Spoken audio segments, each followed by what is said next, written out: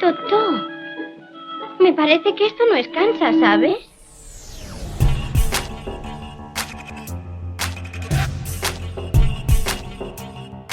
Bienvenidos a BRMU Podcast.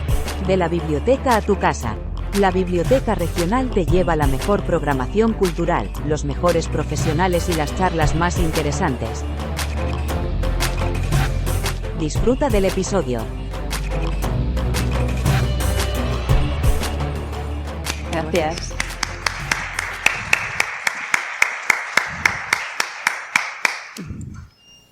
Bueno, buenas tardes. Antes de nada, agradecerte, Juan, que ya has presentado esto, ceder tu espacio. Tenéis una biblioteca maravillosa, ya sabes lo enamorada que estoy. Y es un honor estar hoy contigo, Luz, con Luz Gavás, Premio Planeta, y poder compartir esta charla contigo. Luz nació en Monzón. Su infancia transcurre entre el pueblo de su padre y de su madre. Pasa un año durante su adolescencia en Estados Unidos, en la localidad de San Luis Obispo de California. Estudió filosofía inglesa en la Universidad de Zaragoza. Durante varios años ejerció como profesor en varias localidades, una actividad que compatibiliza con la traducción y la investigación lingüística. Y al final vuelve a la zona de Benasque, esta vez a Chile. Y bueno, estuvo unos años entre 2011 y 2015 siendo la alcaldesa de allí. Y bueno, ahora mismo reside allí, ¿no? Y sé que vive de una manera maravillosa entre... Lejos. Sí. Y fría. 28 grados para mí es el paraíso, ¿eh? Es una temperatura a partir de 28 grados yo soy mucho mejor persona. Hombre, sí. Claro Por que eso sí. vivo en el Pirineo, que paso mucho frío, Estás tan a gusto. Ay, es demasiado frío, pero claro, para que el paisaje sea tan hermoso, el clima tiene que ser así difícil. Claro. Para Bueno, que haya nieve para y algunos se pueda que lo- esquiar. Bueno, su primera novela, Palmera en la nieve, obtiene, como sabéis, un gran éxito. ¿Qué fue para ti llegar de pronto, en 2012, que esta novela llegue al cine? ¿Al cine? Palmera en la, Sí, en la nieve. pero quiere sí. decir, para mí lo importante fue cuando abrí la caja y Sí. llegaron los libros. O sea, Eso fue tu momento. ese fue el momento. Ese fue el momento de mi vida profesional. Ujú. Y eso no se olvida. Es lo más parecido al momento del nacimiento de tus hijos. Primero, por supuesto, los hijos, y después, siempre, y después el libro. Pero esa es la sensación, una satisfacción que te llena. Dices, lo he conseguido. No sabes qué va a pasar con el libro, no sabes quién lo va a leer. Igual solo va a leer tu familia, tus vecinos, tus amigos y poco más, ¿no? Y pronto empieza a rodar, a ser conocido y ya después llegó la película. Ujú. La película fue para mí un gran complemento al libro por una razón, y ya que estamos en una biblioteca lo vais a entender. La gente joven no empieza a leer un libro como Palmeras en la nieve, 700 y pico páginas, o Lejos de Luisiana. Entonces conocieron la historia de Guinea gracias a la película. No leyeron el libro, pero fueron a ver la película.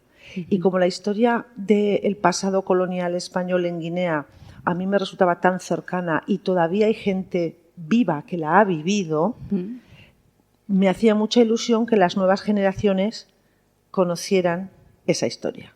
Y eso fue gracias a la película. Y no nos engañemos, la gente joven fue al cine a ver a Mario Casas, a Berta Vázquez, no fue a ver la novela de Luz Gavás. Bueno, es Eso, cierto. el público lector fue a ver. Y todos hicimos, ¿cómo se llama? Comentario de texto. Pues Sí. en el libro, pues en la película, pues en el libro, pues a mí me gusta más, a mí me gusta menos. Pero Sí, yo la me típica centro sobre todo en frase. el público joven. Mm. Y pensar que personas de menos de 40 años no sabían ni ubicar Guinea en el mapa, o sea, no tenían ni idea del pasado colonial. Pensar que luego iban a su casa y decían, pero si es que mi abuelo fue... Y empezaban a tirarles de la lengua. Oye, ¿tú no tenías a un amigo? Pues eso a mí me produjo muchísima satisfacción. En tu historia familiar también, ¿no? Realmente esta historia es porque la llevas muy de cerca. Bueno, de hecho, cuando falleció mi padre, una de las cosas que pensé fue qué lástima que mis hijos no puedan escuchar lo que él contaba de Guinea. Y ese fue un poco el origen de Palmeras en la nieve. Dije, voy a escribir una historia como a mí me gustaría que me la contaran. No una historia de las batallitas del abuelo en Guinea, no.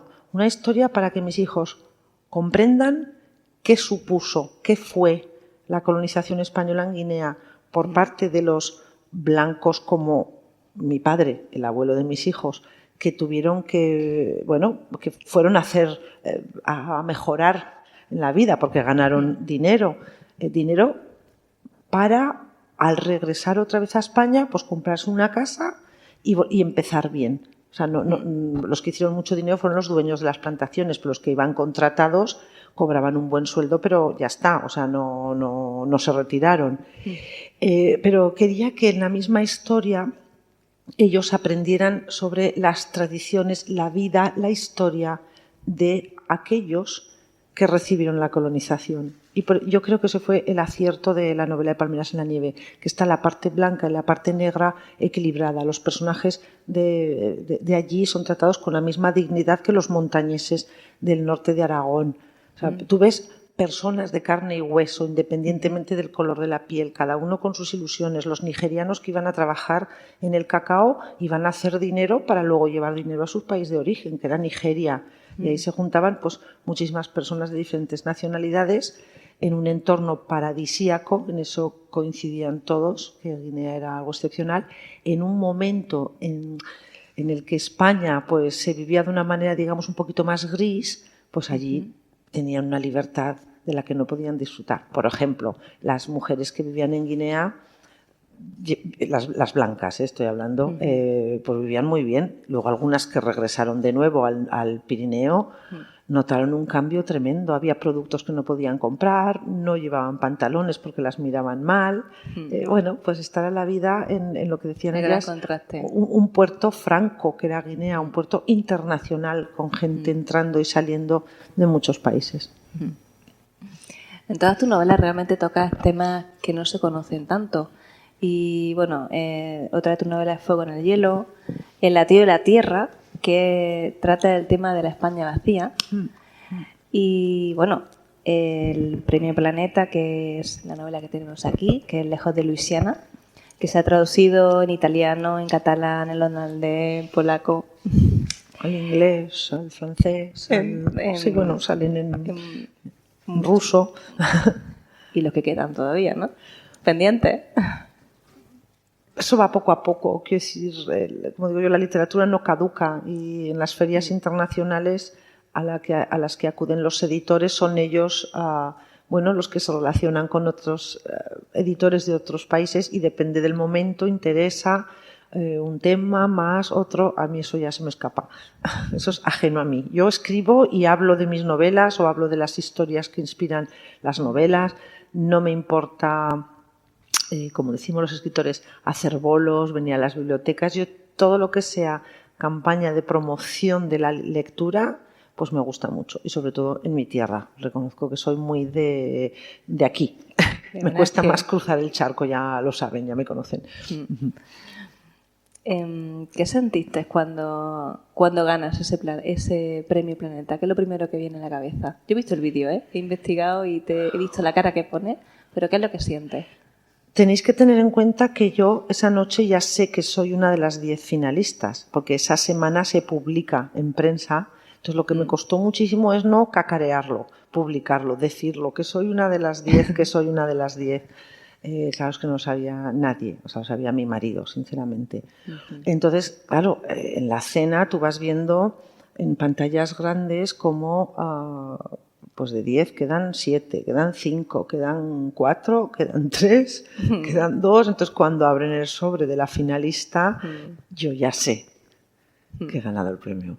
Entonces, estaba muy feliz, muy nerviosa y ya que has nombrado lo del latido de la tierra al mundo rural, yo que tengo este punto pueblo, decía... Tengo que hablar bien, porque soy caótica, desordenada, nerviosa, me muevo mucho, repito frases, me atasco, se me va...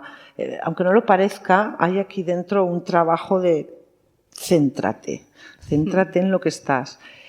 Y en la mesa y en el paseíto hasta que fui al escenario me repetía, había como dos voces, muy bien, qué bien, qué bien, qué bien, qué bien, pero la otra decía, no te aceleres, respira hondo, que te van a ver tu familia, tus amigos, tus vecinos, no los vas a dejar en mal lugar. Entonces estaba obsesionada con transmitir una buena imagen y creo que lo logré. O sea, hablé más despacio de lo que suelo hablar, recuerdo estar agarrada al atril y recuerdo tener la boca muy seca y hacer gestos que nunca hago. Porque luego yo vi el vídeo y estoy todo el rato con la lengua aquí. Que ya no puede. Yo eso no lo había hecho en mi vida. Nunca, jamás. No es un gesto propio de Luz. Pues ese día yo creo que tenía la boca tan seca que me dio por hacer esto. Y entonces ahora veo el vídeo y digo, ahora pasaré a la posteridad local con este gesto. No pero pasa bueno, nada. pero luego lo vi y dije, El oye, lo he momento. hecho bien. No es fácil. Hay 1000 personas y sobre todo tienes aquí a como unos 100 periodistas. Y sabes que son periodistas de todos los medios de comunicación. Y hay que saber también hablar con la prensa. Yo tiendo a ser muy espontánea, insisto, soy como un río desbocado que hay, ¿no? que hay que canalizar un poco. Bueno, es normal. Tiene las raíces de Sí. Monzón. Sí. Bien. Monzón, un poco por ubicar a las personas. Mis raíces están en el Pirineo es Pirineo, montañas, lo más alto, el Aneto, Benasque, las pistas de esquí de Cerler. A veces se me ríen porque dicen, parece que hablas como el Señor de los Anillos. Esa es la Tierra Alta. Y luego está la Tierra Media, que es pues la zona donde nació mi madre, que bueno, hay colinas, pero no es que haya alta montaña. Y luego está Monzón, que es la Tierra Baja. La Tierra Baja es donde está el castillo de los Templarios, que verías, pero es un territorio más parecido a este. Concatedral. Y la concatedral, sí. Monzón es un descubrimiento. Estuve hace la semana pasada y... Es que estuvo la por semana pasada, también es casualidad. casualidad que Increíble. estuvo Y, en una feria. Que no nos sí. conocíamos, nos acabamos de conocer. Pero quiero decir que el paisaje de Monzón no tiene nada que ver con el paisaje del Pirineo. El Pirineo es alta montaña, que es donde vivo yo. O sea, es nieve, verde, bosques, piedras, tormentas tremendas. Es un lugar muy novelesco. En 2018, Arturo Pérez Reverte lo pone en agradecimiento, te pide que escriba un relato en Zenda. Y a partir de ahí empieza todo es como la primera semilla, ¿no? Así fue. Sí, no sé si conocéis Zenda. Zenda es una revista electrónica, es abierta a todo el mundo y publican continuamente todo tipo de artículos. Si buscáis zendalibros.com en Facebook, por ejemplo, Sí. Continuamente están publicando artículos, reseñas, opiniones muy variadas, de todo tipo, de todo perfil. Por eso me gusta Zenda. Y esto lo mueve Arturo Pérez Reverte y el director, que es Leandro Pérez, un escritor burgalés. Entonces, con él he colaborado alguna vez porque los escritores, además de escribir y hacer promoción y documentarnos para la siguiente novela y viajar y hablar, a veces atendemos peticiones de, pues podrías escribir un relato sobre... A mí me gusta mucho escribir relatos, pero reconozco que no tengo tiempo. Pero tengo bastantes escritos y algún día me verán la luz.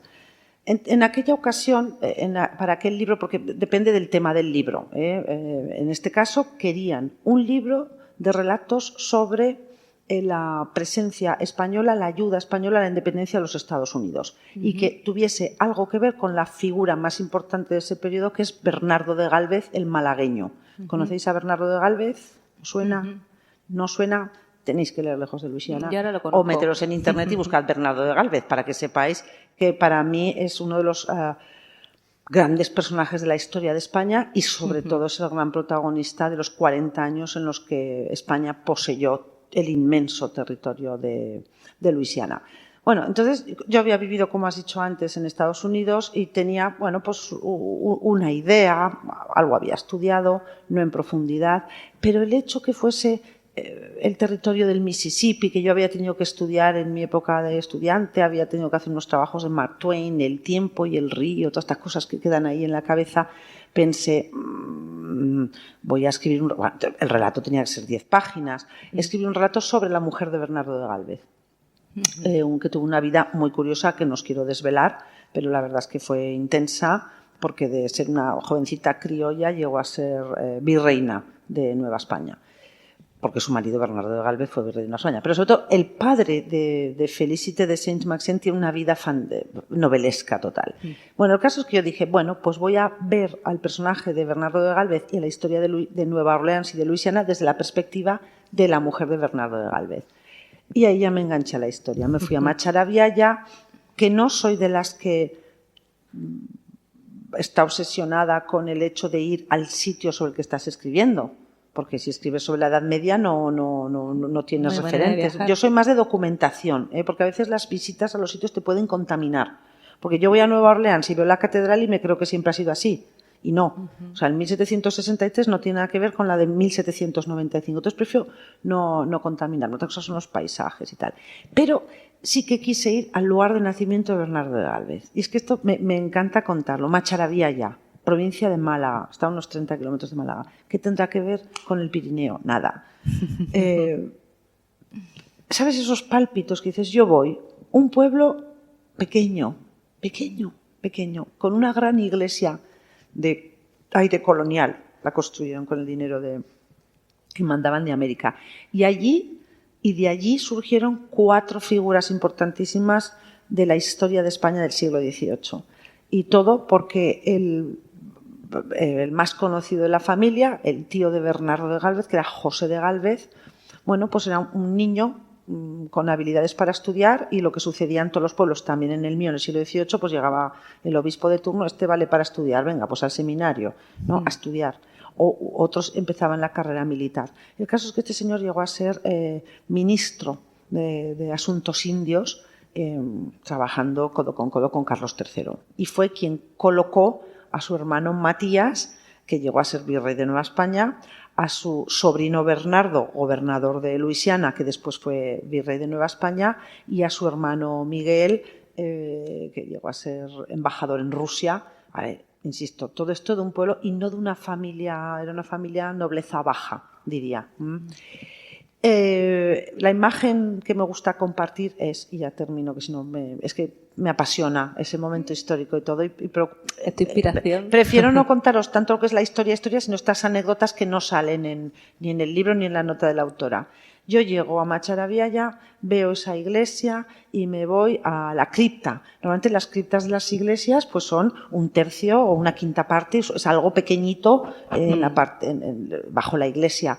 Esta cripta de esta iglesia la quiso construir así este señor José de Gálvez, es tan grande como toda la iglesia. Entonces es una cripta grande y te impresiona por lo grande que es, y porque de repente ahí en esa esquinita hay una urna de mármol donde están los restos de José de Gálvez. Y dices tú, pues lo importante que fuiste y que solo estás aquí. Porque no está ni su hermano Matías, ninguno de los 2 virreyes están aquí porque fueron enterrados en México. Entonces esa sensación de soledad me abrumó, lo reconozco. Y dije, quiero saber todo sobre esta unión, ¿no?, de Macharabiaya, los Gálvez, el papel de España en la independencia de los Estados Unidos, qué hicimos los españoles en Luisiana, cómo llegamos, cómo creamos plantaciones a lo largo del Mississippi. Todo eso es lo que está en Lejos de Luisiana. Esta es una novela que está muy bien construida porque tiene su parte histórica, pero luego tiene una parte novelesca que ha entrelazado con personajes en la que trata el tema, la figura de los criollos, la figura de Bambula, que me parece un personaje súper maravilloso para narrar el tema de la esclavitud, de los cimarrones, toda la serie de pequeñas historias que vas contando a lo largo de la novela. Y bueno, pero en la base es la historia de amor, ¿no?, entre 2 personajes principales, que es Suset, y entre el indio nativo, que es Ixcate, de Kaskaskia. Es un nombre que cuesta mucho. Sí, a la hora de articular la novela, yo lo que hice fue los personajes históricos reales que aparecen con su nombre, evidentemente. Políticos, militares, religiosos, gobernadores, todos estos aparecen con su nombre, pero no son personajes de novela, es decir, ellos no viven un viaje físico y emocional y una transformación. Están porque tienen que estar. Es decir, el gobernador de Luisiana de tal fecha fue tal. Bien. Luego están los personajes secundarios que están inspirados algunos en personajes reales. Pero claro, me sirven como inspiración para crear un personaje. Punto. No me interesa tampoco utilizar sus biografías más allá. Y luego yo diseño mis propios personajes. Y como bien comentas, pues hay de diferentes familias. Básicamente hay 3 familias. La familia criolla francesa, es decir, franceses nacidos ya en Luisiana que se sienten franceses y que detestan que Luisiana pase a ser española. Luego está la familia que representa al mundo nativo americano. En mi caso elegí la tribu de todas las tribus que hay. Quise que fuese la Kaskaskia porque es de la zona alta, de la alta Luisiana, porque es un conjunto de tribus que hay ahí, los Cahokia, Michigamea, los Kaskaskia, que fueron educados por los jesuitas en la religión francesa y el idioma y la lengua, por lo tanto no son unos nativos que tienes ahí que no tienen relación ni con los franceses ni con los españoles, no, son es que ahí había una relación permanente entre unos y los otros. Sí, la figura del jesuita tan importante que empieza Exacto, el jesuita tiene un papel. Me apetecía mucho que uno de los expulsados fuese un que vuelve a la tierra aunque lo han expulsado. Ese está inspirado en un personaje real, de hecho se llamaba el padre Meurín, y yo le conservo el nombre. Y fue así, los echaron de hoy para mañana los jesuitas fuera del territorio español. Luisiana era española, por lo tanto también fuera de Luisiana. Pero de todos los jesuitas que tomaron el barco, en el último momento dijo que no se iba. Tenía 50 y tantos años, a muchos les pasaba. Después de estar 20 años o 30 en Luisiana decían, ¿dónde voy a Francia? Si no sé ni qué familia tengo. Entonces dijo que no se iba y volvió a Luisiana, pero no como jesuita, como religioso freelance, para que nos entendamos. Bueno, y él tenía mucha relación con los Kaskaskia. Entonces esta es la zona nativa. Entonces yo elijo 2 familias, una Kaskaskia y otra de la zona del Arkansas, que es Quapaw, porque si quiero una novela equilibrada entre europeos y nativos, tengo que crear este mundo nativo. Y no puedo escribir una novela como Lejos de Luisiana sin una familia africana, porque es el momento, claro, están trayendo esclavos, es el momento del principio de las plantaciones a ambos lados del Mississippi, y también es el momento de los cimarrones, es decir, aquellos que huyen de las plantaciones y se van a vivir a los pantanos. Y hay un cimarrón históricamente conocido que era Jean Saint-Malo, y yo lo que hago es utilizar esa figura del cimarrón para convertir uno de mis personajes en cimarrón, que es Mambula.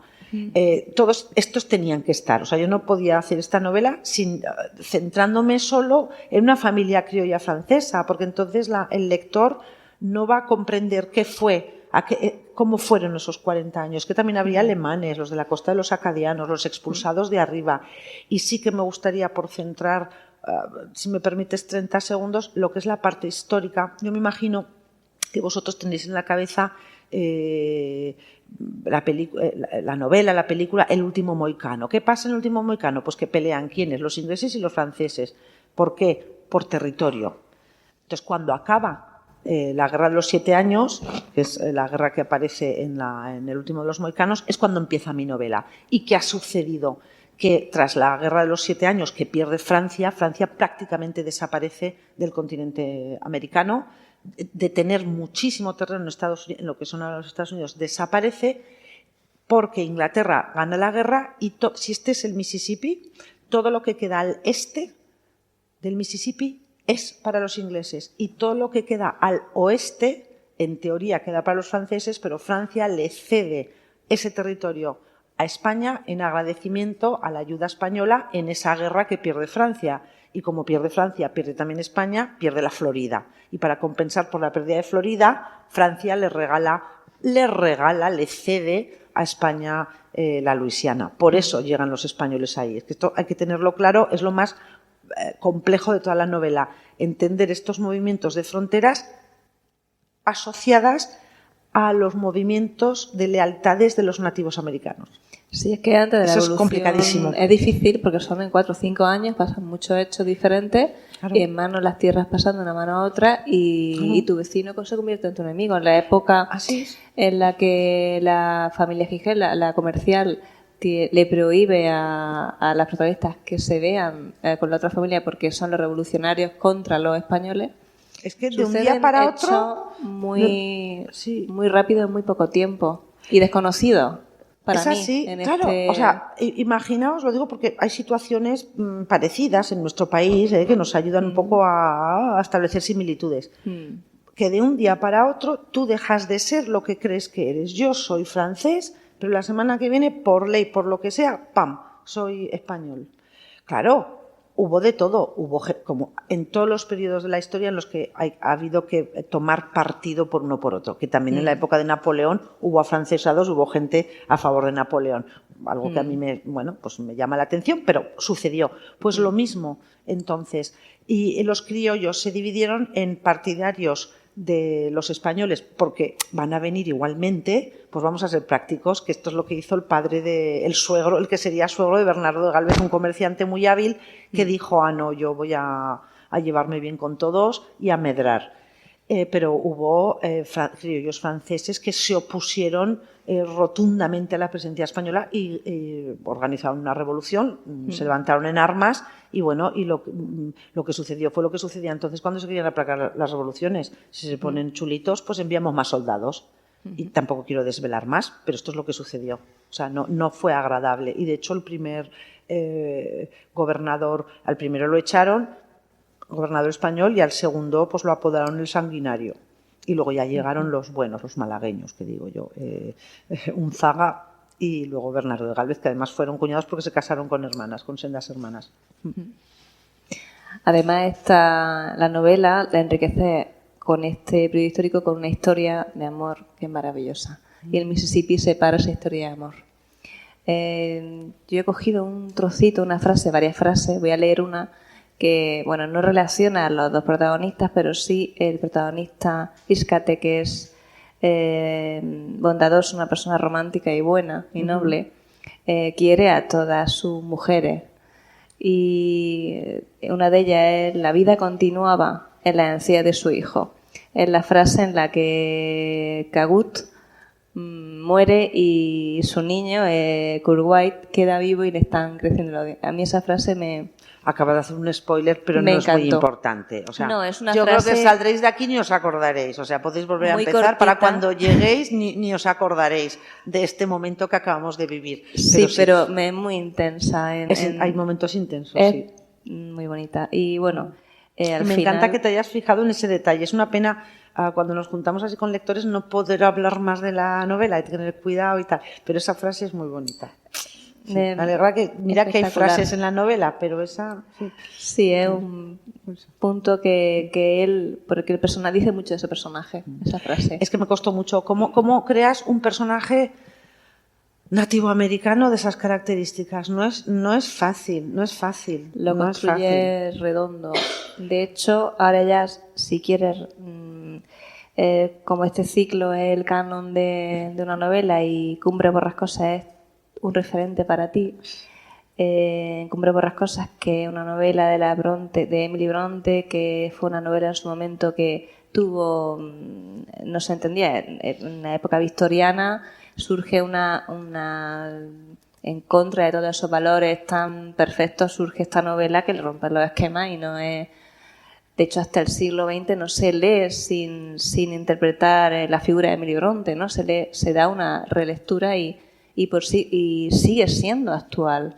Pero la figura que hemos estado comentando antes, protagonista de ese hombre del que todos se enamoran y todas seguimos enamoradas, no tiene nada que ver con Iscate. No tiene nada que ver. Este es el hombre actual del que todo el mundo se enamora, este indio. Pero es totalmente contradictorio ese hombre vengativo, esa venganza que para mí es Cumbre Borrascosa. Es que, a ver, a veces pienso, digo, la gente se va a creer que solo me he leído un libro, porque yo cuando me dicen un libro de la historia de la literatura, a mi edad, ahora, con lo que he leído, con mi perspectiva respecto de la literatura y tal, pues resalto Cumbres Borrascosas por dos cuestiones. Uno, por la técnica, porque para mí la estructura, la arquitectura de la novela a mí es que me enloquece. La caja de narradores es complicadísimo. Cómo una mujer en ese pueblo, en ese momento, construye estas cajas rusas, ¿no? Las que se abren y encuentras otra cosa. Todo un narrador es, alguien llega a un pueblo, ¿cómo se llamaba el protagonista? No, Heathcliff, el otro. El padre de Catherine. No, el viajero que llega. Bueno, luego os lo digo. El viajero que llega, se encuentra a Nelly. Nelly le cuenta, el otro le cuenta, el otro vio, el otro no vio. El que lleva a hablar con la ama de llaves. Yo tengo aquí mis chuletas, no os preocupéis, que es que la cabeza ya va como va. El que cierra el Lockwood.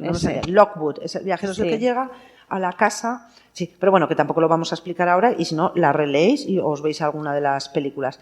Pero a lo que voy. Uno, la técnica, y escrita por una mujer en el siglo XIX.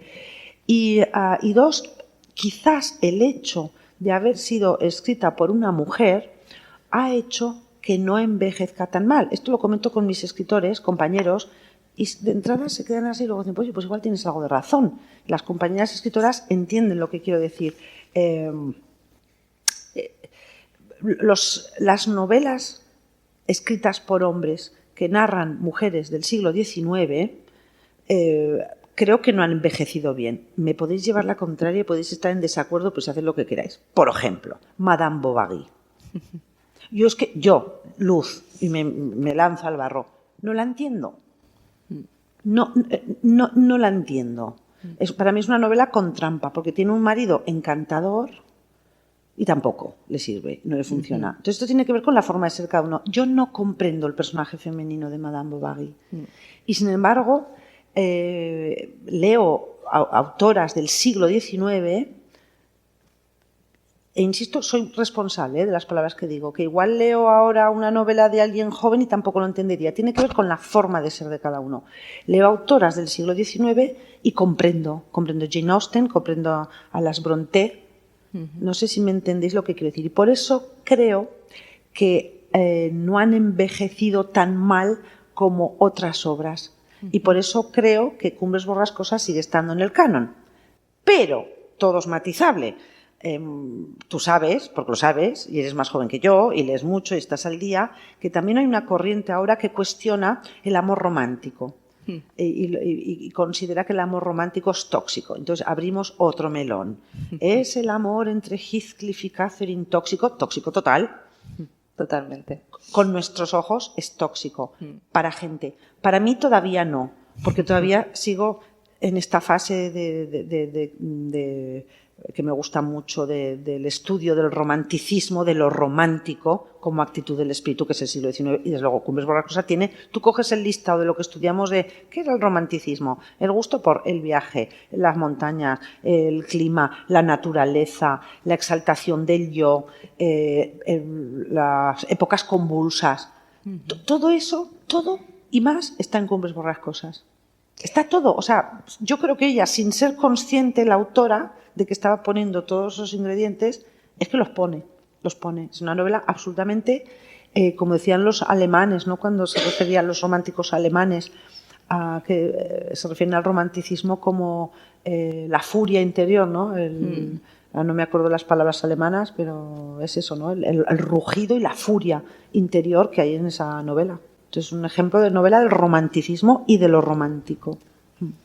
Y además lo construye Emily Brontë, que estaba totalmente aislada del mundo. No habla en la novela ni de la revolución industrial ni de nada. Emily Brontë vive en su mundo, en ese páramo, y realmente relata en esa novela parte de su propia experiencia. Es un culebrón. Vital. Es un culebrón. Sí, pero está muy bien construida y, bueno, sí leemos estos matices tóxicos, pero no hay que... Yo no haría esa relectura, es una novela que no envejece porque está muy bien hecha. Está bien construida. Sí, pero inevitablemente las hacemos las lecturas. Sí, yo no soy la misma ahora que hace 25 años y no leo igual que cuando me decía el profesor tienes que leerte esto porque es una obra maestra de la literatura y te la leías. Es que no leo igual. No leo igual. Sí, pero lo que es la estructura, quizá, sí. La dualidad, y yo la he intentado hacer una dualidad en cuanto a... en Cumbres Borrascosas encontramos esas dos grandes casas. Aquí encontramos este territorio, este Mississippi que separa estas dos zonas, que separa también ese amor, ¿no? Y ese conflicto, ese momento histórico. es que en nuestra cabeza está todo lo que hemos leído y lo que más nos ha impactado se queda. Y yo creo que siempre, para mí, el personaje masculino que más me ha gustado de toda la literatura ha sido Heathcliff. No lo puedo evitar. Y dices tú, ¿pero cómo puede ser? Es un personaje malo, maloso. Es que es muy malo. Es malo de maldad. Pero esto parece hasta muy actual, esto que estoy diciendo, pero se le justifica porque ama. Ama muchísimo. Porque lo hace todo por amor. Claro, porque lo hace todo por amor. Entonces es curioso, ¿no? ¿Cómo podría yo como escritora, esto es un reto, traer y crear un Heathcliff actual? Me siento incapaz. Me siento incapaz porque yo creo que ni como lectora ni como escritora quiero leer sobre un yo, esto es una opinión muy personal, cada uno que lea lo que quiera. A mí, por ejemplo, me cuesta mucho leer las policíacas en las que el malo es muy malo, porque lo paso mal. Pero sí que lo pone en Iscateno, por supuesto, es súper noble, pero su set tiene un lado al final, un poquito de odio con aunque tengan que hacer un spoiler. No puedes hacer spoiler. Con Sebastián, cuando se entera pero de no ese puedes hecho... hasta ahí, no digas más porque si no les revientas pero ahí muchas tiene cosas. un momento que digo, Pero bueno, aquí le hemos dado la vuelta. Pero eso es un momento de revelación que te cabrea. Eso no es ser malo. O sea, Heathcliff es malo porque desea el mal y hace el mal. Sí, y con tiene lo sus que hijos, consigue. Él hace daño. Y aún así, pero fijaos la magia de la literatura. Aún así, tú estás leyendo, yo me lo he leído, esa novela la habré leído como no sé cuántas veces. La tengo en todas las ediciones que puedo conseguir. Aún así, sufres con él. Dices, es que te entiendo que seas tan malo. Porque a mí, si me hubiese pasado eso, yo también sería mala. Imposible, porque no puedo serlo. Pero eso es lo que me maravilla. Como una mujer, como la autora, ¿no? En un pueblo ahí, en la campiña inglesa, puede crear este ser monstruoso. Bueno, un poco en la línea, si queréis, de Frankenstein. Es monstruoso, pero con su corazoncito, ¿no? El de Mary Shelley. Pero es que lo entiendes. Entiendes el dolor y el sufrimiento de ese hombre. Cuando se muere Catherine, dice, es que no puedo vivir sin mi vida, ¿no? No puedo vivir sin mi amor, no puedo vivir sin mi vida. Claro, esto lo escribes ahora y es cursi, no, lo siguiente. Pero leído en la novela de Cumbres Borrascosas, todo tiene sentido. Todo. Y cuando digo que es un culebrón, lo digo desde la admiración, porque no hay nada puesto de manera gratuita. Está todo bien pensado. Y a mí, si algo que me gusta de las novelas es la arquitectura. O sea, la autora sabía que el hijo de esta iba... O sea, todo lo tenía pensadísimo. Las relaciones, el significado simbólico de una casa y la otra casa. En una hay paz, en otra hay tormenta. Es que, vamos, yo creo que tardará todavía en ser un poquito cancelada, pero está empezando, porque insisto, el romanticismo del 19 no sé si aguanta bien la lectura del presente de ahora. No lo sé. Hay cosas que no. Bueno, ¿y hay algún fragmento? ¿Estás de acuerdo o no? ¿Ese bueno qué significa? Bueno, yo creo estoy que de acuerdo, bueno es soy educada, bueno ¿qué? A mí me sigue gustando Madame Bovary. No, menos, pero Crimen y Castigo me parece maravillosa. Sí, siempre claro. Hay grandes clásicos. Y es tremenda. Es tremenda. Es tremenda, pero me encanta. La construcción de los personajes. Estoy de acuerdo. Porque creo que la construcción para mí de los personajes es lo que a mí me engancha en una novela. La estructura y los personajes en sí. Independientemente de lo que expresen. Puede que no esté de acuerdo con la idea de amor que están desarrollando, pero está tan bien construida que no importa. No le voy a hacer una lectura desde esta época. Creo que tiene su lectura en esa época y tendrá muchas lecturas como una obra de arte, ¿no? Un cuadro. Puede tener 20.000 lecturas actuales, ¿no? Puede tener una mirada feminista, puedes tener... Vale. Pero dependiendo de lo que tú quieras expresar y lo que te quieras quedar.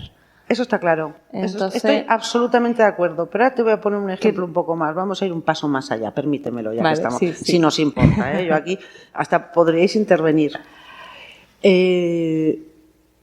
¿Tú recomendarías a alguien, pongamos 16, 18 años, que leyera Lolita? Y me gustaría que me entendierais, no desde un punto de vista de censura, no estamos hablando de censura. ¿Tú crees que lo entendería? Sí, le puedes poner al lado la información de autor, nombre del autor, escribió esto, que trata sobre... Vale, de acuerdo, pero la lectura, el texto. Hace poco me leí un manuscrito anterior de ese mismo escritor. Yo digo Lolita, no me hables de manuscrito anterior. Lolita.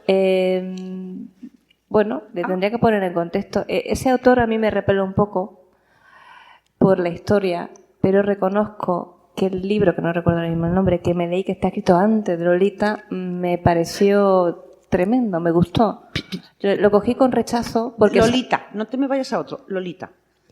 Que los otros también los he leído yo y tiene relatos maravillosos que sí. La historia de Lolita es que la tengo crucificada, no es una historia con la que yo me siento enganchada. Pero precisamente no. Mira, tuve que dar una charla. No me atrae esa historia. Hace un par de años, una charla que me la encargó Posteguillo y me dice, quiero que hables sobre el erotismo en la literatura.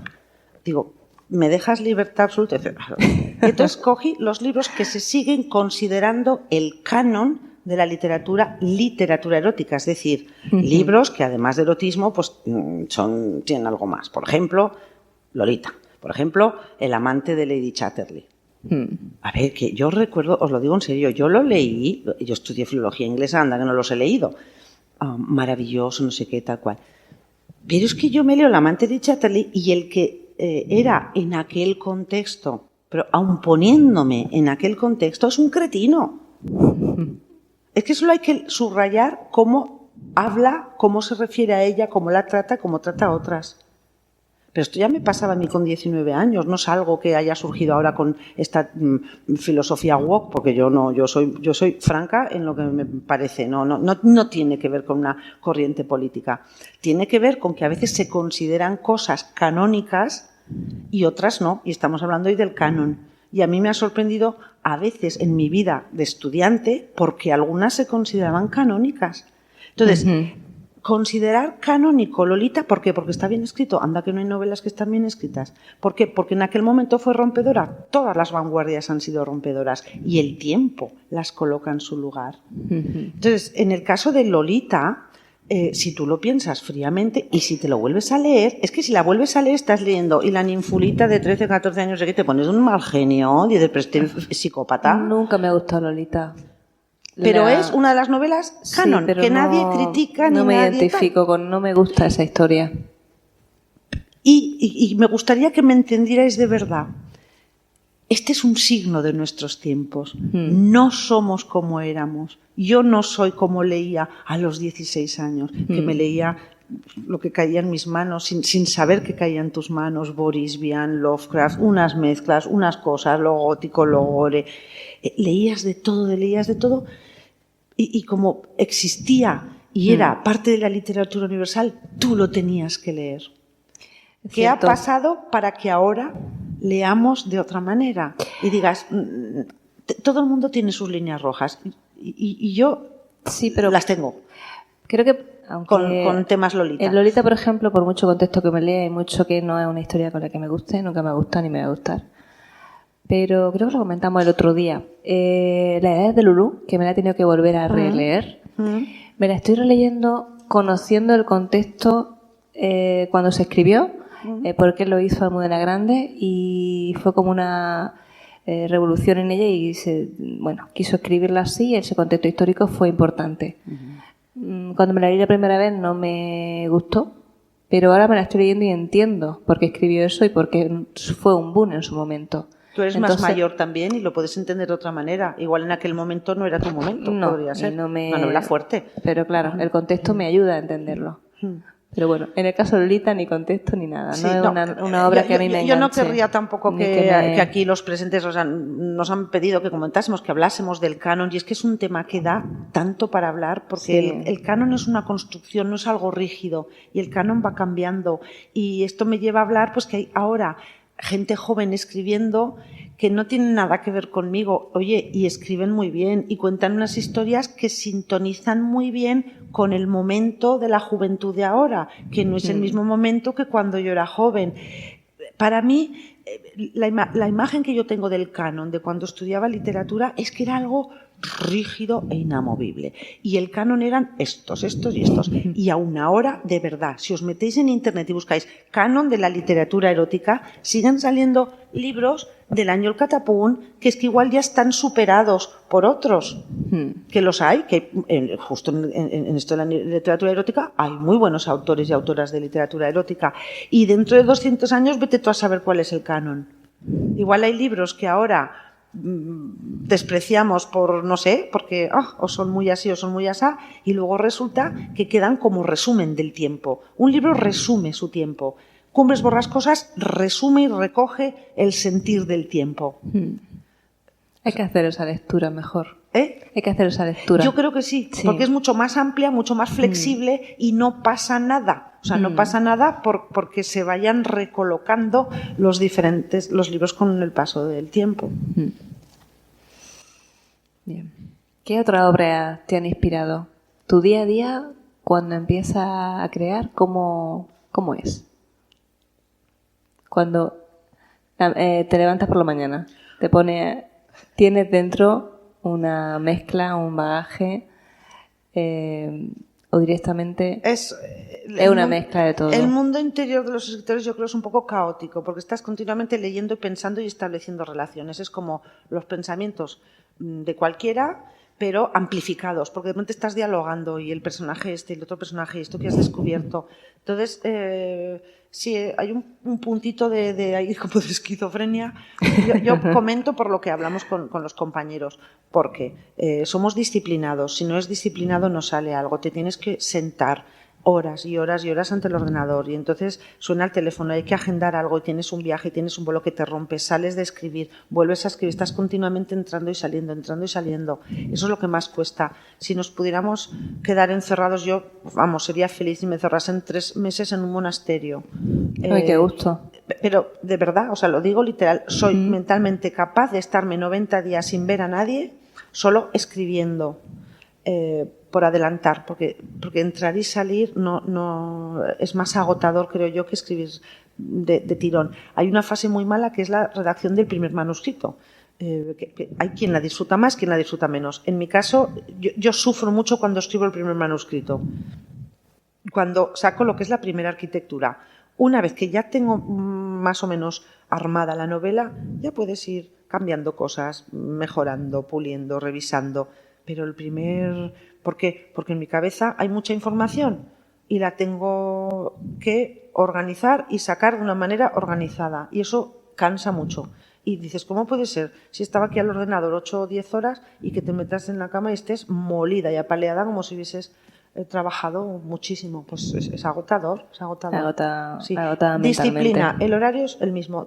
Lo peor, siempre por la mañana.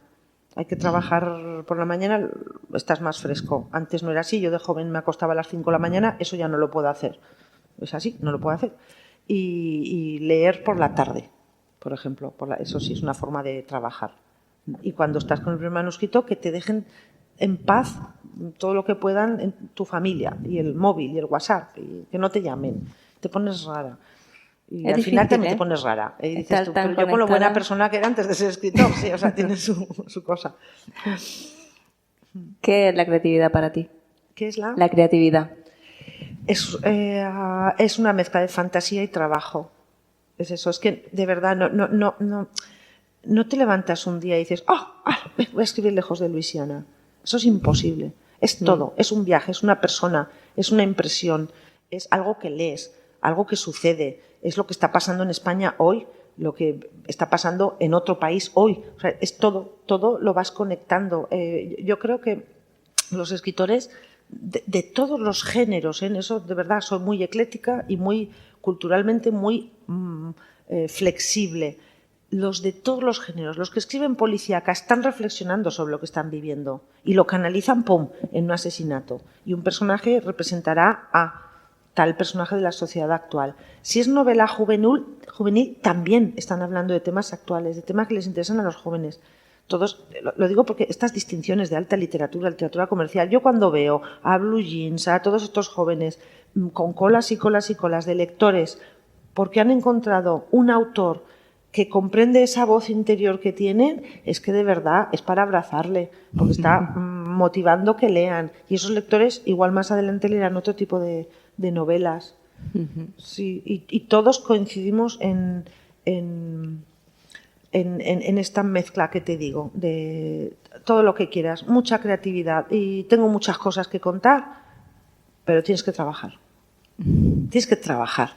Y llevamos vida de horarios de trabajo, aparte de los viajes y todo eso, como todo el mundo, que llega el viernes y estás cansado y lo que quieres es descansar, ¿no? Pero sí, son jornadas laborales largas. ¿Y la inteligencia artificial cómo la ves? La inteligencia artificial, otro tema interesante de debate. A mí me da menos miedo. Sí que es posible que estéis ante una especie en extinción. Estamos encantada de conoceros, de saludaros y nos va a poner a prueba. Es el gran reto. Pero es que también es fascinante. Es que es fascinante. Es que, a ver, solo el hecho de que existan programas a los que les puedas decir, quiero crear una escena cinematográfica de 3 caracoles que entran por aquí y se encuentran con... ¡pam! Y en día eso lo tienes hecho. Yo si tuviese ahora 20 años, os lo juro que, vamos, estaría todo el día con la inteligencia artificial haciendo, diseñando, diciendo, ahora quiero esta pelea medieval o esto. Tiene que ser fascinante. Va a acabar con muchos trabajos. Esta es la parte negativa. Está sucediendo en el mundo del libro, por ejemplo, las portadas ya creadas con inteligencia artificial.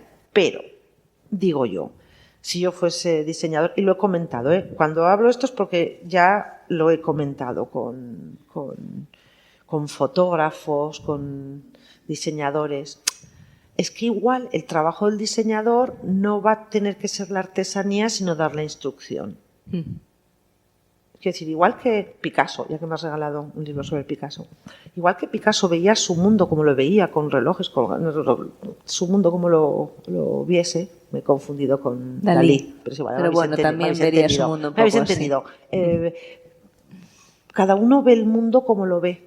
Entonces, el poder utilizar unas herramientas que te permiten ser más precisos es muy tentador. Y si eres tú el que das la instrucción, tú eres el artista. Cuando se os habrá olvidado, herramienta. Se os habrá olvidado cuando surgió el tema el Word, de los ordenadores. A la gente le parecía que aquello ya iba a acabar con todos los trabajos del mundo. Todo, y que bueno, ya no habría ni escritores porque todo el mundo a escribir. Claro, se escribe más porque es más fácil, pero no todo el mundo que escribe tiene una voz en el panorama literario. Yo de momento no la voy a emplear. He hecho alguna prueba, pero la inteligencia artificial de momento hace trampas. Hace como cuando te tocaba a ti el examen del tema que no te habías estudiado, de literatura o de filosofía, y empezabas a divagar. Pues eso también lo hace la inteligencia artificial y haces la prueba. Le pones algo de lo que tú sabes mucho, por ejemplo, de Luisiana. Digo, ponme la vida en Nueva Orleans, una escena en Nueva Orleans. No tiene ni idea. No, se lo inventa. No lo sabe. Hay que preguntarle exactamente. No lo sabe. Pero en términos así generales es muy hábil y será mucho más hábil. Entonces yo sí que creo que se producirán novelas de inteligencia artificial mucho antes de lo que pensamos. En algunos géneros es más fácil, por ejemplo, romántico adulta, estas cosas, es un género fácil. Las policíacas lo veo mucho más complicado y tendremos que vivir con ello, y es posible que un escritor acabe siendo una persona, yo espero que no, ya te digo, yo creo que moriré siendo artesana, pero que pula, que reorganice la información. Puede ser. A ver, ha venido para quedarse y nos tendremos que acostumbrar como sea. No hay marcha atrás. Y ahora, insisto, pensad en alguien que tiene ahora 15, 20 años. Esto es fantástico. Pero si es que mis propios hijos, mira mamá, ¿qué he hecho con...? Lo ves aquello y dices tú, ¿de verdad? Esto abre un abanico de posibilidades impresionante. Sin miedo, a la tecnología hay que tenerle el miedo justo. No, han limitado ahora, el otro día comentándolo, en Amazon ya no se pueden subir hasta 5 libros al día, pueden subir con... claro. O Se había hecho... A ver, este libro me ha costado 4 años. Sí. Claro, por ejemplo, el que estoy ahora, sobre el que no diré ni una sola palabra, el que estoy pensando, ¿tú sabes lo tentador que es decir, oye, voy a no lo he hecho ni lo haré, y además soy una mujer de palabra? Claro que resulta tentador, pero sé que no sabe lo que yo sé, Claro. para producir la siguiente novela, ¿sabes? Pero por eso digo, pero yo entiendo que en el instituto una redacción sobre... Habrá que cambiar la metodología, habrá que adaptarse a los tiempos, es inevitable, es inevitable. Solo yo creo que hay que avisar al lector y decir, yo creo que eso estaría bien.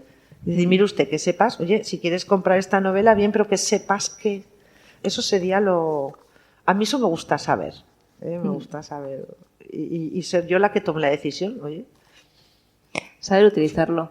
Y Saber. decir cómo quiere utilizarlo y ser honesta. Y ya está. Los actores. Es que el último programa que hay, alguien que me ayude del público, Sora, creo que se llama. Es un programa que ya recrea personas. Es que lo hablábamos anoche, estábamos un grupo y vimos una prueba. Es que es increíble. Es que de repente dices, es que no me falta actores, no me falta modelos. Porque tú le dices exactamente lo que quieres y lo ves y te cuesta discernir que es que no es una persona real. Muy fuerte, muy fuerte. Habrá que crear más estos espacios, estos encuentros literarios, estas maneras más de experiencia, ¿no? Sí, pero Para- fíjate en la para edad, ser- pero fíjate en la edad. O sea, yo moriré con vosotros. A mí esto me conforta. Que, o sea, yo sé que voy Sí, a tener... pero- yo bueno, ya pero sé cómo luego- va a ser el resto de mi vida. Yo voy a escribir las novelas que a mí me apetece y las leerán el público que quieran, disfrutaremos, nos veremos en encuentros y ya está. Las otras generaciones es otra guerra, es otra historia. Es otra historia. Sí. No escuchan. O sea, escuchar una hora es como demasiado esfuerzo, pero se harán mayores y seguirán a sus autores, que ahora son jóvenes, y tal vez acaben en encuentros así. No sé, yo tengo mis dudas. Yo creo que esto también cambiará. Creo. No, te lo digo con una sonrisa. No lo veo como algo tremendo. Yo creo en la maravillosa capacidad creativa del ser humano. Y eso hace que cada generación generará nuevos discursos y ya está. O sea, Y convivir. y convivir tan Y convivir ricamente. con ellos y seguir Sí. creando. Sí, sí. Y cada uno, pues, saber cuál es su lugar y ya está. Y disfrutar lo máximo posible de la vida. Me voy a volver a Mississippi otra vez, Ujú. a leer un fragmento, una parte, solamente un fragmento pequeño. En Kilaneji Nila Mosaki, eres Mississippi, no puedo poseerte sino dejarte fluir, pero aún desde la distancia regarás siempre mi alma, tuyo siempre. Bueno, este fragmento también Es muy bonito. Muy bonito. es Él es un hombre para mí... vinculado a la naturaleza y es un hombre de sus convicciones y bueno, y lo aplica también en su relación con ella. En un momento dado tiene que tomar una decisión y bueno, muchas personas, como los personajes de esta novela, toman sus decisiones, aunque sea una historia de amor y de amistad, pero bueno, yo creo que se entiende las motivaciones de los personajes. Sí, a mí es que también me cae muy bien Iscate. Es un El cierre guerrero, perfecto. tiene alma de guerrero, pero sabe cuál es su sitio. Y a mí esas personas me suelen caer bien. Insisto, desde la dificultad de crear un personaje así, que me pasó también con Palmeras. No es fácil meterte en la piel de otros personajes, porque te has metido en la piel de mujeres, hombres, de otras razas. Claro, yo soy una mujer blanca, europea, española, con mi educación. Tienes que leer mucho para captar el alma de esos personajes. Yo me acuerdo en el caso de Guinea, lo que hacía era leer pues, literatura escrita por bubis, por guineanos, para entender ese alma, ¿no? Ahí detrás de las palabras. Y en el caso de Luisiana hacía lo mismo, leía sobre ellos, leía refranes, proverbios. Y en muchos casos me parecía que estaba escuchando a mi abuela. Y a mí esto de ser de pueblo es lo bueno que tiene, que puedo entender a los nativos americanos, porque estás en contacto con la naturaleza. Y es otro significado de la vida. y eso, intento entenderlos. Es una especie como de medium, ¿no? Escuchas voces y quieres entenderlos para que sean coherentes en la novela. Y te voy a decir más. Hay algunos personajes en la novela que si llegan a ser protagonistas de una novela, por ejemplo, mujeres, me hubiesen dicho, ala, que me las estaba inventando, las estaba empoderando. Pero cuando lees libros de historia para documentarte, te encuentras con biografías que dices, madre mía, esto parece hasta mentira. Y es verdad, hay una en concreto, Cecil, esto os lo puedo contar. Yo vivo en el Pirineo y al otro lado, en la parte francesa, hay un pueblo que se llama Bedús. En Bedús nació un señor que se llamaba Pierre Laclede. Pierre Laclede se hizo socio del suegro de Bernardo de Galvez y crearon una empresa para empezar el comercio de pieles en la Alta Luisiana y fue uno de los fundadores de Missouri. Pero este señor se enamoró de una mujer que estaba casada y que tenía un hijo. Esto es histórico, esto no me lo inventaba, esto es su biografía. Entonces, el marido de la mujer se fue a Francia a hacer papeles, que es lo que hacían, arreglar la herencia o a lo que sea, y ella, entre tanto, se lió con el de Bedús y tuvo 4 hijos. O sea, que cuando volvió Qué bien hecho en el marido, ya había tenido 4 hijos con su amante. Además, claro, que se entendían muy bien porque les unía el amor por la lectura. Bueno, lo siguió arriba a Missouri y regresó el marido de Francia y la reclamó. La reclamó, quiere decir que fue al gobernador a requerirle que hiciera el favor de obligarla a bajar desde la Alta Luisiana a Nueva Orleans a vivir donde tenía que vivir, que era con su marido, por ley. Claro. Y sí, el requerimiento llegó, esto está recogido, llegó a Missouri, al teniente gobernador de allí, le entregó el requerimiento a la señora y dijo que sí. Que sí, que bajaría. Y el teniente gobernador de allí respondía al gobernador de abajo que sí, que bajaría. O sea, era sí. Esto como digo yo a la española, sí, pero no, ojo. Y no bajó. Y nunca se casó con su amante. Aun cuando murió el marido, ella nunca se casó. Porque yo creo que era muy lista y decía, uy, con las deudas que tiene mi amante... Claro, si me caso con él, heredó las deudas. Digo, no. Y de hecho tenían cada uno su casa. Vivían juntos, pero legalmente tenían cada uno su casa. Yo estoy segura que hago una novela sobre esa mujer y me dicen, ya estás escribiendo desde el presente, ¿no? Una novela. Te encuentras personajes fascinantes. Este es un ejemplo solo y sale en la novela. Hay otros muchos que deseché. Ahí están guardados en una carpeta. Increíbles, vidas increíbles, tanto de hombres como de mujeres, sin duda. ¿Estás escribiendo? ¿Qué estás escribiendo ahora mismo? ¿Estás con algún proyecto? Sí, siempre. Los escritores siempre escribimos. Sí. Sí, siempre. Sí. Pero no puedes contar nada, ¿no? Eso nunca digo nada. Os lo digo en serio. No lo saben ni en mi familia. Bueno, mejor. Sorpresa total. Pero no es por eso, es porque mi familia es muy es intensa, como todas las familias, y nos queremos muchísimo. Si yo digo el tema, no podría soportar estar comiendo y decir, por cierto, ya que estás escribiendo, he leído, he encontrado, he visto... No quiero opiniones sobre nada, no quiero que me hablen de lo que estoy escribiendo, no quiero ni hablar de eso. Siempre... me ha pasado con todas las novelas. Cuando la tengo terminada, entonces no me importa hablar todo, pero ahora no. Ahí estoy. Perfecto. No sé cuándo estará. Pronto lo deberá, ¿no? Cuando esté. Hemos quedado en que soy artesana cuando esté. No soy rápida, no soy una escritora rápida. Hay escritores más rápidos. Yo también entiendo que depende de la novela, pues claro. Hombre, yo creo que Lejos de la Ilusión tiene mucho recorrido y tiene que seguir caminando. Todas vuelan, ya no me necesitan ninguna. Esto es así. Que sí, caminando, esto es así. Es un poco como los hijos, las novelas. Te cuestan mucho y luego ya viven solas. No te necesitan mucho. Bueno, vamos a abrir un poco el turno si sí, por supuesto, para por que supuesto. También participe Aprovechad el público. No sé si... Como no he visto cámaras, pues me he lanzado y he sido muy natural, pero veo que hay una señora que me está grabando ahí con el vídeo, espero que sean trozos y que quites los malos. Sí. ¿Tenéis alguna pregunta, alguna curiosidad, algún comentario? ¿Podéis estar en absoluto desacuerdo con cosas que haya dicho, etcétera?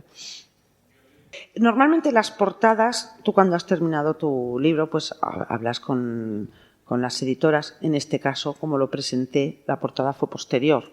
Entonces te preguntan, ¿qué has pensado? Entonces yo digo, pues he pensado una mujer así, asá, de espaldas, un hombre a caballo, por ejemplo, yo siempre dije, tiene que haber un río, tiene que haber, o sea, este grabado existe, pero aquí colocaron este nativo americano a caballo, el cuervo, y al fondo hay los europeos. O sea, es muy chula. Para mí esto sí que capta la esencia de la novela. Mira, lo pone ahí, es en el Thyssen-Bornemisza, sí, Museo Nacional, exacto, sí. A mí me gustó mucho también porque además es una novela histórica. A ver, el Premio Planeta recayó en una novela histórica escrita por una mujer que tiene su simbolismo también, porque decir novela histórica en España, en cuanto pensamos es José Luis Corral, Pepe Calvo Pollato, Santiago Posteguillo, son como los Marcos Chicote en Grecia. Amo a los cuatro, nos llevamos muy bien, vengo de estar con ellos en otra historia.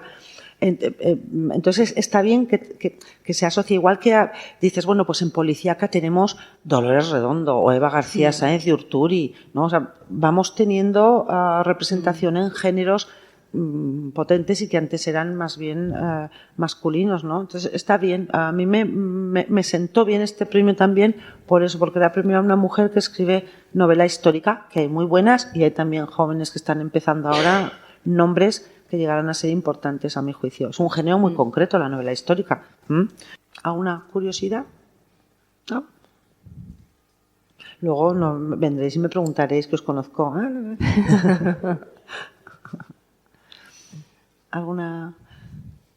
Vamos a continuar charlando.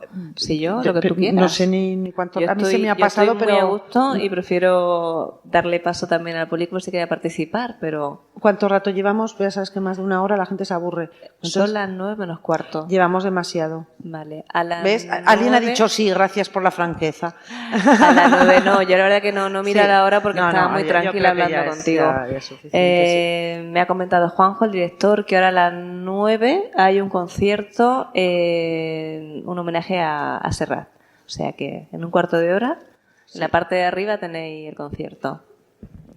Queda un cuarto de hora para firma de libro.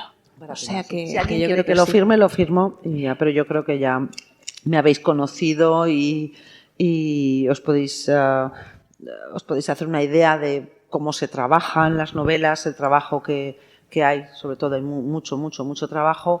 Los nombres, yo creo que los nombres que salimos en medios, que somos conocidos por una cosa o por otra, seguiremos siendo artesanos para mucho tiempo. Que ha sido un placer, que gracias a la biblioteca por invitarme aquí por este ratito tan agradable. Muchas gracias a Marina por su trabajo, sus preguntas, las que nos han quedado. Gracias. Hablaríamos de más cosas, pero bueno, yo creo que es suficiente para una primera aproximación. Muchísimas gracias, Luz. Ha sido un placer. A vosotros. Adiós, buenas tardes. Acabas de escuchar otro episodio de BRMU Podcast. Suscríbete, dale a me gusta y comparte. Ha sido un placer para nosotros tenerte por aquí. Nos vemos en el próximo audio.